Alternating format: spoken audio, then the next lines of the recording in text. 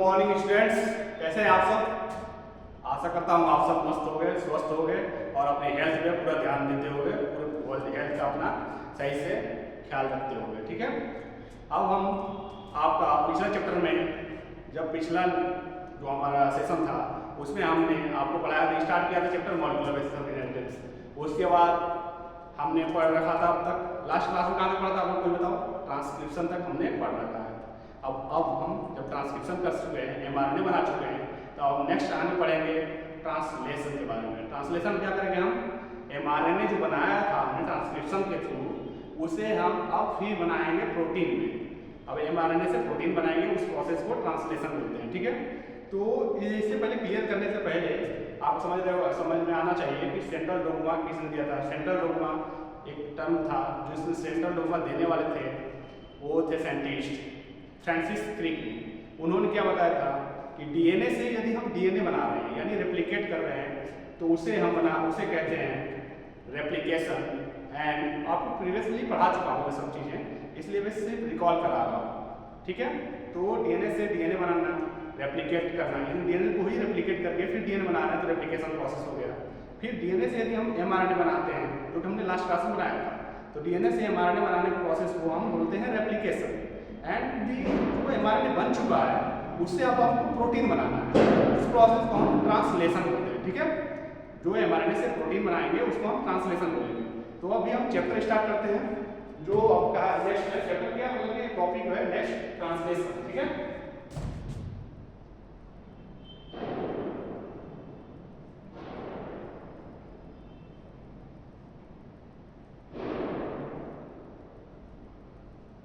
Translation. ठीक है, translation में हम पढ़ने वाले हैं कि प्रोटीन कैसे बनेगा। तो प्रोटीन क्यों बनाना है, एक तो देखें कैसे बनेगा। लेकिन ये सोचो प्रोटीन का काम क्या है, अपने जीवन से सोचो कि प्रोटीन की हमें क्यों रिक्वायरमेंट है, प्रोटीन क्यों चाहिए हमें। ट्रांसलेशन तो हम कर लेंगे, अभी पढ़ा भी देंगे आपको, हम समझा भी देंगे, लेकिन जरूरत क्या है प्रोटीन बनाने की, कोई बताया क्लास में अभी। अच्छा, सही है। प्रोटीन हमारी बॉडी की बिल्डिंग ब्लॉक है, यानी हमारी बॉडी को बनाने में, संरचना करने में, यानी बिल्डिंग बनाने में, हमारी बॉडी मेंटेन रखने में, बिल्डिंग बनाने में, हमारी बॉडी संरचना में सबसे महत्वपूर्ण उपयोग का मतलब महत्वपूर्ण भाग है, अभिन्न भाग है प्रोटीन। ठीक है, अब प्रोटीन मिलता कहाँ से है, ये बॉडी में हेल्प करता है। कुछ प्रोटीन जैसे क्या करते हैं, ट्रांसपोर्ट में हेल्प करते हैं, स्टोरेज का काम करते हैं। प्रोटीन का बहुत सारे फंक्शन है, मेटाबॉलिज्म में हमारा हेल्प करेगा हमारी बॉडी को। ठीक है, और रिपेयर बॉडी सेल्स कुछ टूट गया, कट गया वो सब हो गया, तो उसमें भी रिपेयरिंग काम करेगा, तो प्रोटीन हमारा हेल्प करेगा। ठीक है, रिपेयर में, स्टोरेज में और हमारी बॉडी के बिल्डिंग ब्लॉक बनाने में प्रोटीन हेल्प करता है। ठीक है, अब सोर्स क्या होगा प्रोटीन का, तो आप सबको पता है कि सोर्स क्या है प्रोटीन का। तो सोर्स है एग्स वगैरह, एग खाओ, पल्सेस खाओगे, एग्स खाओगे, मीट होते हैं, कुछ लोग नॉनवेज वाले हैं, नॉनवेज खाते हैं, तो वो उनको पता है कि मीट फिशेस खाते हैं, तो उससे आप उनको प्रोटीन मिलता है, तो अपने आप में एनर्जेटिक फील करते हैं। तो मीट से, पल्सेस से, तो जनरली हम एडवाइस देते हैं सबको। डॉक्टर के पास आप जाओगे, डॉक्टर आपको क्या एडवाइस देगा कि प्रोटीन लो। अधिकांश सुनने मिलता है प्रोटीन कमी है, प्रोटीन कमी हो गया, प्रोटीन नहीं खा पीने में, खाने में आप दाल बढ़ा दो, अपना पल्सेस बढ़ा दो, लेग्यूम्स जितने भी प्लांट हैं ये सब बढ़ा दो, एक्स वगैरह खाने को बोला जाता है, फिश वगैरह खाने को बोला जाता है। तो ये सब चीज़ें हमको जनरली डॉक्टर बोलता है कि हमारे उपयोग में आने वाली है, इसलिए प्रोटीन की हम सिंथेसिस करेंगे। देखें कैसे सिंथेसिस हो रहा है। ठीक है, तो सबसे पहले हम देख लेते हैं सेंट्रल डोग्मा, जिससे आपको ट्रांसलेशन समझने में आसानी होगी। ठीक है, जो कि हम ऑलरेडी पढ़ा चुके हैं आपको, फिर पिछले क्लास में मैंने बताया था सेंट्रल डोग्मा पर पढ़ाया था, उसी से ब्रीफ रिवीजन दूंगा। ठीक है, उसके बाद फिर स्टार्ट करेंगे central dogma. Central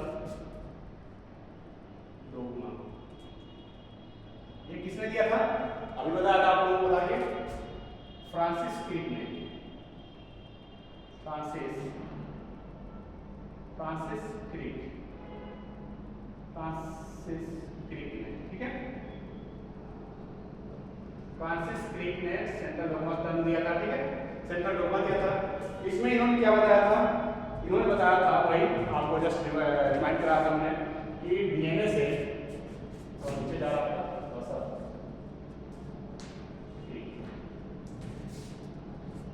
central dogma में इन्होंने डीएनए से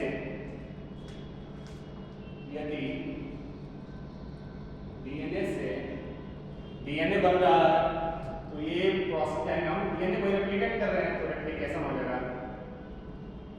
रेप्लिकेशन, डीएनए से डीएनए बना, रेप्लिकेशन हो गया।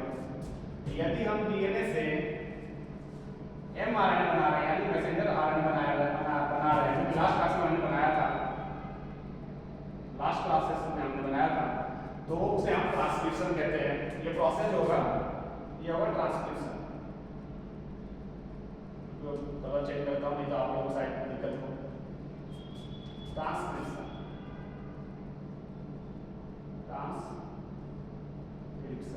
जो कि लास्ट क्लास में मैंने पढ़ा रखा है, जो नहीं आया था उनके लिए मैं सिर्फ बता रहा हूँ। जो लास्ट क्लास में हमारा लास्ट सेशन में नहीं थे उनके लिए बता रहा हूँ सेंट्रल डोग्मा कंसेप्ट, कि उनको कनेक्ट करने में आसानी हो। ठीक है, इसके बाद जो एमआरएनए हमने बना रखा है, इससे हम बनाएंगे प्रोटीन। और हम प्रोटीन बनाएंगे कौन प्रोसेस द्वारा, वही ट्रांसलेशन कहते हैं। ठीक है, ट्रांसलेशन करके हम बनाएंगे प्रोटीन।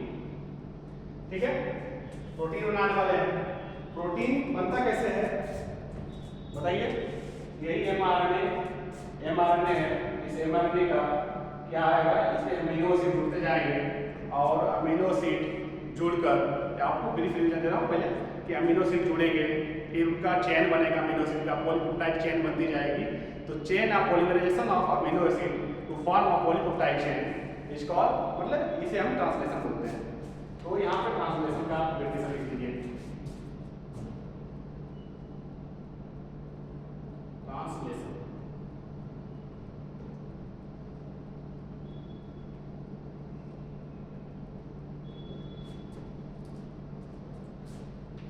नॉर्मली लिख दिया, फॉर्मेशन ऑफ प्रोटीन और प्रोटीन सिंथेसिस। ठीक है, इसमें हम क्या करते हैं कि अमीनो एसिड को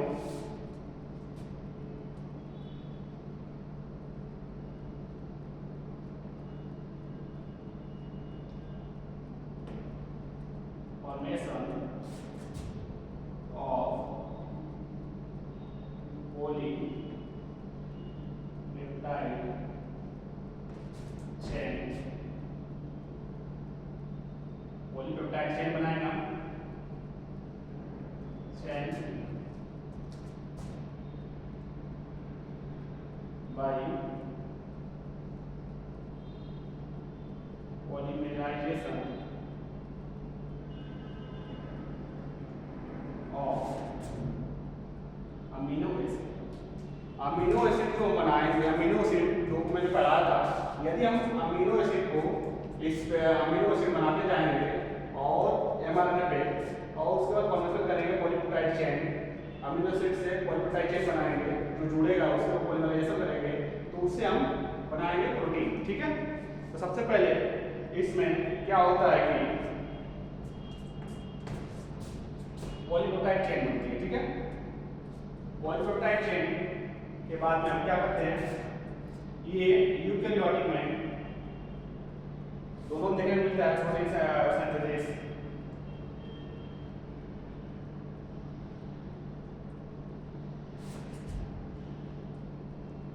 on in both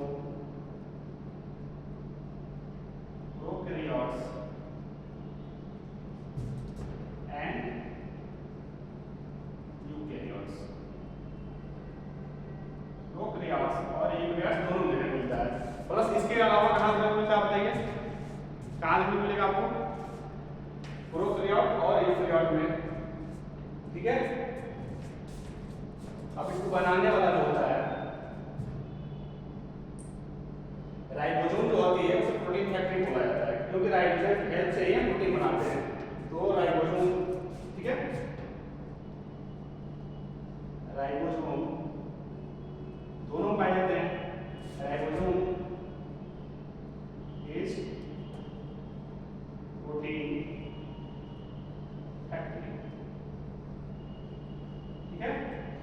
राइबोसोम जो है प्रोटीन फैक्ट्री है। अब ये बताइए आपको प्रोकैरियोट्स में कौन सी राइबोसोम पाई जाती है, यूकैरियोट्स में कौन सी राइबोसोम पाई होती है?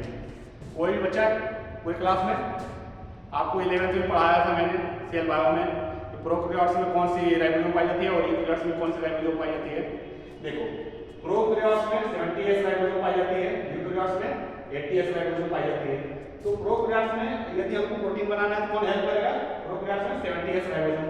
तो राइबोसोम भी दो प्रकार के राइबोसोम, ठीक है। First 70S ribosome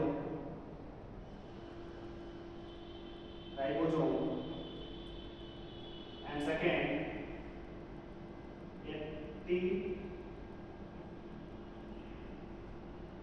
80S ribosome, ठीक है। 70S राइबोसोम अभी बताया कहाँ पाया जाएगा। 70S राइबोसोम जो प्रोटीन बनाएगी ये बनाएगी, 70S राइबोसोम पाया जाता है प्रोकैरियोट्स एंड यूकैरियोट्स में 70S राइबोसोम कहाँ पाई जाती है? कोई बताएगा बच्चा? यूकैरियोट्स में आपको माइटोकॉन्ड्रिया एंड क्लोरोप्लास्ट दो जगह आपको देखने को मिलेगा 70S राइबोसोम। उनके प्रोकैरियोट्स कौन होते हैं? बैक्टीरिया, ठीक है। क्योंकि मैंने फर्स्ट क्लास में पढ़ाया था आपको, जो बायोलॉजी का सेक्शन पढ़ा रहा था, तो प्रोकैरियोट्स यूकैरियोट्स बारे में पूरा डिटेल पढ़ाया था, ठीक है। तो प्रोकैरियोट्स एंड माइटोकॉन्ड्रिया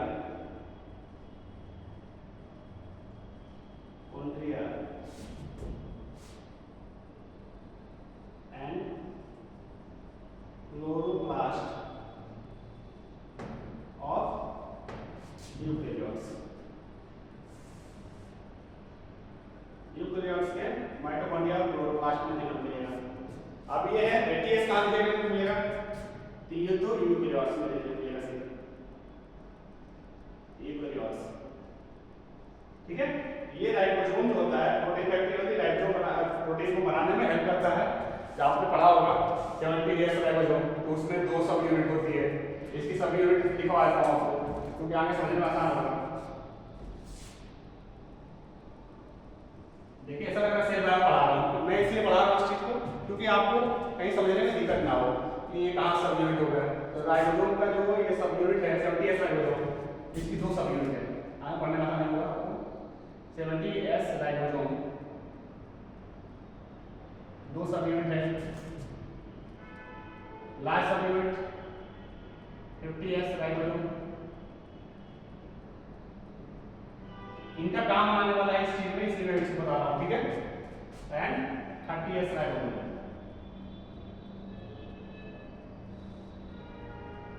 अब इसमें कोई पूछ सकता है कि आप 2 सब यूनिट बनाए हैं 50 एंड 30, ये तो 80 होगा, लेकिन आप 70 लिख रहे हैं, सब ये गलत पढ़ा रहे हैं। ये लगेगा कि नया बच्चा होगा तो अब जो बायो वाले हैं उनको तो पता है कि 50 + 70 क्या कहना चाहता है। ये सुटेबल यूनिट है एस।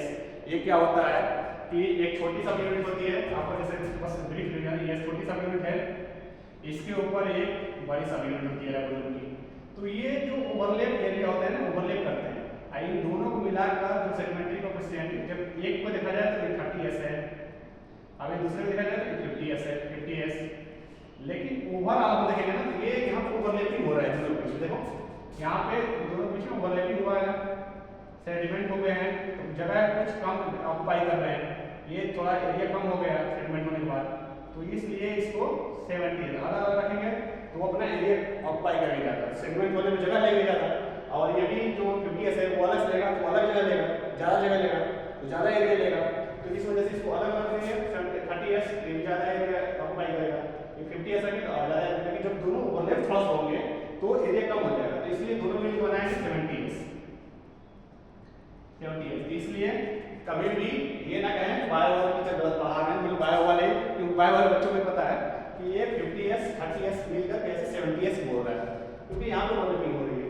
और दूसरा होता है 80S राइबोसोम, उसके 2 सब यूनिट हैं 80S राइबोसोम, इसके भी 2 सब यूनिट हैं।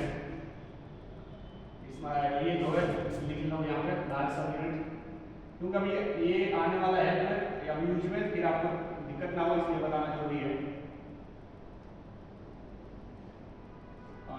स्मॉल सब यूनिट।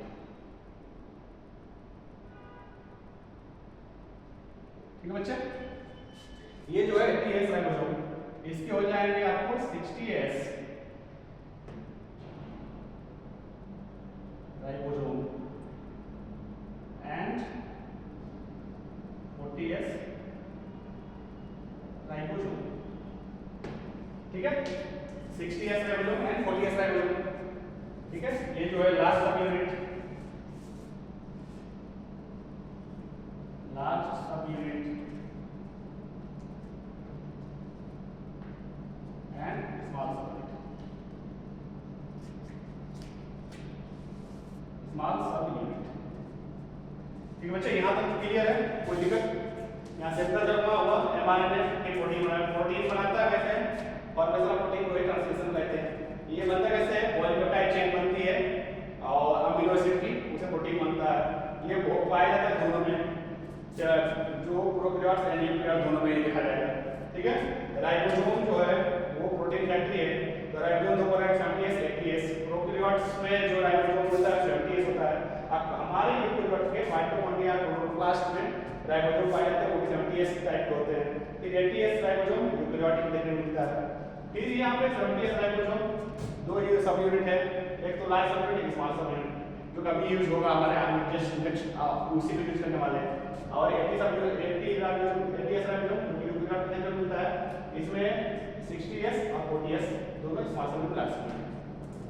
अब यहाँ पे क्या करते हैं हम कि एमआरएनए देखते हैं। एमआरएनए जो हमने बनवा रखा है एमआरएनए, तो इसको पहले चार्ज करना पड़ेगा। चार्जिंग ऑफ टीआरएनए को चार्ज करेंगे तो वो आगे एमआरएनए से जुड़ेगी। तो एमआरएनए कैसा होता है? पहले ये एमआरएनए होता है। ठीक है, आपका एमआरएनए हमने बना रखा है,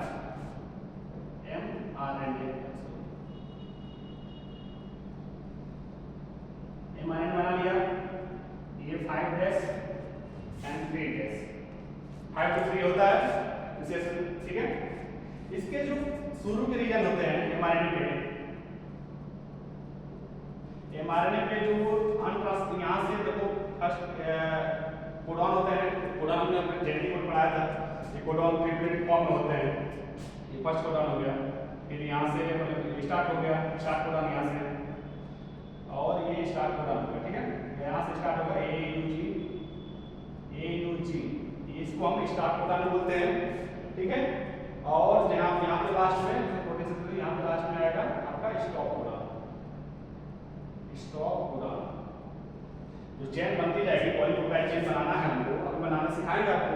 तो इसमें स्टेप में देखेंगे आपको इनिशिएशन, इलॉन्गेशन एंड फिर टर्मिनेशन। तो जब तक बनती जाएगी, यहाँ से तो हमने इनिशिएट किया तो इनिशिएशन हो जाएगा, फिर उसके बाद इलॉन्गेट करेंगे पॉलीपेप्टाइड चेन को, और चेन को इलॉन्गेट करने के बाद में फिर हम यहाँ पे स्टॉप कोडॉन आएगा जो इसको बोलेगा रुको। मतलब बहुत हमने बना दिया चेन, अब यहाँ तक स्टॉप करना है, तो जैसे स्टॉप कोडॉन आएगा तो इसको टर्मिनेट कर देगा। तो ये 3 स्टेप हम आगे पढ़ने वाले हैं। लेकिन पहले जो ये एक चीज पहले है स्टार्ट कोडॉन, ये जो यहाँ पे stop codon triplet form codon होता है, बताया था पिछले क्लास में। ट्रिप्लेट फॉर्म कोडॉन होता है और कोडॉन 64 कोडॉन है हमारे, और वो रहते हैं ट्रिप्लेट फॉर्म में। ये सबको पता ही होगा। ये हो गया स्टार्ट कोडॉन, स्टार्ट कोडॉन। ठीक है, अब ये स्टार्ट कोडॉन तो पहले होता है, यहाँ पे कुछ रीजन रह गया, यहाँ पे कुछ रीजन रह गया, थोड़ा और आगे बढ़ा देना आपको देखने में आसानी हो। ये 3 अब यहाँ पे कुछ रीजन रह गया, इसे हम बोलते हैं अनट्रांसलेटेड रीजन। इनका काम नहीं होता कोई ट्रांसलेशन में। ये जो रीजन है देखो यहाँ पे रह गया, यहाँ पे रह गया, ऐसा नहीं मैंने छोड़ कर बनाया है, ये ऑलरेडी रह जाता है। तो ये होता है UTR, इसे हम बोलते हैं अनट्रांसलेटेड रीजन, यानी ये ट्रांसलेट नहीं होगा, लेकिन ये हेल्प करता है जो हमारा स्मॉल सब यूनिट आएगी ना, और उसको यहाँ पे रखेगा, उसके बाद फिर यहाँ से वो यहाँ पे AUG के पास में स्मॉल सब यूनिट फिर जाके यहाँ पे इनिशिएशन में हेल्प करता है। वो सिर्फ इतना ही काम होता है, 5 वाला इनिशिएशन में हेल्प करता है UTR। यहाँ लिख दो UTR, अनट्रांसलेटेड रीजन। ये जो होता है UTR हो गया, अनट्रांसलेटेड रीजन, अनट्रांसलेटेड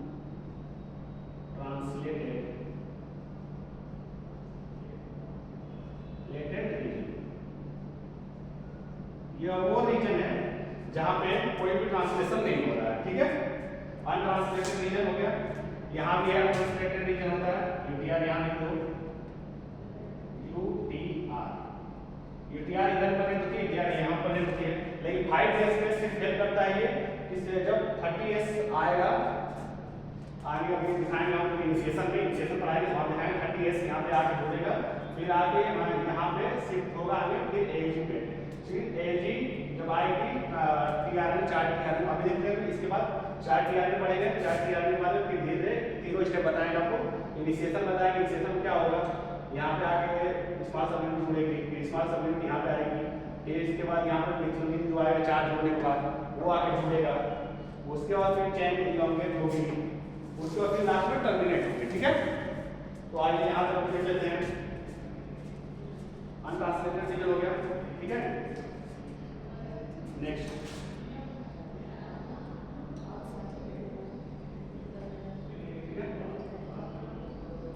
अब हम देखते हैं सबसे पहले 4 TRN।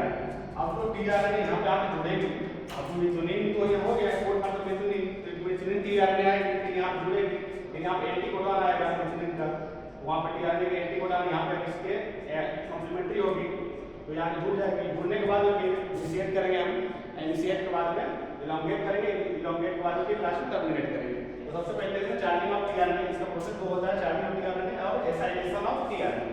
तो फर्स्ट लिख लेते हैं, यहाँ से स्टार्ट करेंगे। यहाँ से पहले इसको मतलब इनिशिएट करने से पहले चार्ज करना पड़ेगा TRN चार्ज हो तभी अभी यहाँ पे आएगा। तो charging of TRN, charging of tRNA और एसाइलेशन ऑफ TRN। ठीक है बच्चों, यहाँ पे पहले चार्जिंग ऑफ TRN करेंगे और एसाइलेशन ऑफ TRN करेंगे, ठीक है। इसमें हम क्या करेंगे, इसमें हम करने वाले हैं जो mRNA इनेक्टिव अमीनो एसिड होगा, एसाइलेशन करेंगे TRN का। तो इसमें क्या करेंगे, एसाइलेशन ऑफ अमीनो एसिड बोलते हैं इसको साइड, चार्जिंग ऑफ TRN और एसाइलेशन ऑफ TRN, ठीक है। इसमें हम इनेक्टिव जो होगी, इनेक्टिव अमीनो एसिड, तो यहाँ अमीनो, इसमें क्या करेंगे हम अमीनो एसिड लेंगे, जो अमीनो एसिड था, अमीनो एसिड के साथ में अब चार्ज करना है तो कुछ तो भाई एनर्जी देना पड़ेगा आपको। तो एनर्जी क्या दोगे, एक ATP दोगे, एक ATP दोगे तो चार्ज हो जाएगा। तो उसके लिए चार्जिंग के लिए एक ATP रिक्वायरमेंट होगा, एक ATP देना पड़ेगा, 1 ATP। और एक ATP आप दे रहे हो, ये चार्ज हो जाएगा, ठीक है। तो ये हो जाएगा आपका अमीनो एसिड, ये इनेक्टिव था, ठीक है। आपने ATP देने से चार्ज किया, अब यहाँ पे ये एक्टिव हो गया, ठीक है, एक्टिव हो गया। अब इसके साथ क्या था, ATP ट्राइफॉस्फेट था, यहाँ पे 2 फॉस्फेट हमने निकाल दिया चार्ज करने के लिए, तो 2 फॉस्फेट यहाँ पे निकल गया। हमने क्या किया कि अमीनो एसिड में एक ATP दिया, तो इनेक्टिव अमीनो एसिड को हमने चार्ज कर दिया, अमीनो एसिड एक्टिव हो गया, एक फॉस्फेट यहाँ पे, वहाँ पे 2 फॉस्फेट रिलीज हो गए, तो ये बन जाएगा यहाँ पे अमीनो एसिड MP, ठीक है। ट्राइफॉस्फेट था मोनोफॉस्फेट, ये अमीनो एसिड मोनोफॉस्फेट बन जाएगा, ठीक है। अमीनो एसिड AMP बोलते हैं इसको, अमीनो, अरे यार, amino acid AMP plus 2 phosphate बार बन जाए, ठीक है। अमीनो एसिड AMP बन गया, अमीनो एसिड AMP हमने बना दिया। उसके बाद क्या करेंगे, अमीनो एसिड AMP को अगर TRN से जोड़ देंगे हम, अमीनो एसिड AMP को यदि हम TRN से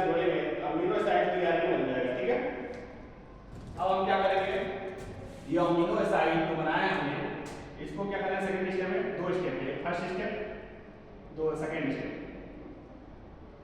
amino acid AMP plus TRNA। यदि अमीनो एसिड AMP को TRNA से हम जोड़ देंगे तो बनेगा क्या? अमीनो एसिड TRNA बनेगा, ठीक है? एसिड TRNA, अमीनो एसिड जो TRNA बना है यही यूज होगा वहां पे हमको पॉलीपेप्टाइड चेन बनाना, ठीक है? Amino acid TRNA, okay? आगे अच्छे बढ़े मैं बात करता हूँ, अब वो जल्दी बना कराता हूँ, ठीक है? यहाँ तक हो गया बच्चे। अब हमने अमीनो एसिड TRNA बना लिया है, इसको हम यहाँ पे लाएंगे, ठीक है? यहाँ पे जो TRNA हमने बना लिया है वो 4 TRNA हो गया। अमीनो एसिड TRNA बन गया, इसको हम बोलते हैं 4 TRNA, 4 हो गया पूरा फुली 4 TRNA, ठीक है? अब इसको जो बना लिया हमने अमीनो एसिड TRNA, अब इसको यहाँ से नेक्स्ट प्रोसेस बढ़ाएंगे। अब इसमें स्टेप है, ठीक है? स्टेप क्या है? 3 स्टेप है इसको बनाने के। सबसे पहले इनिशिएशन करेंगे, स्टेप्स ऑफ पॉलीमराइजेशन या बोलते हैं ट्रांसलेशन, 3 स्टेप हैं, ठीक है? सबसे पहले प्रोकैरियोट्स पढ़ेंगे, translation prokaryotes, translation in prokaryotes, उसके बाद यूकैरियोट्स में समझा दूंगा, ठीक है? इसमें 3 स्टेप हैं, 3 steps, 3 steps of translation, 3 step है ट्रांसलेशन का, ठीक है बेटे? पहला इनिशिएशन, सेकेंड इनिशिएशन पहला स्टेप है, सेकेंड स्टेप इलोंगेशन,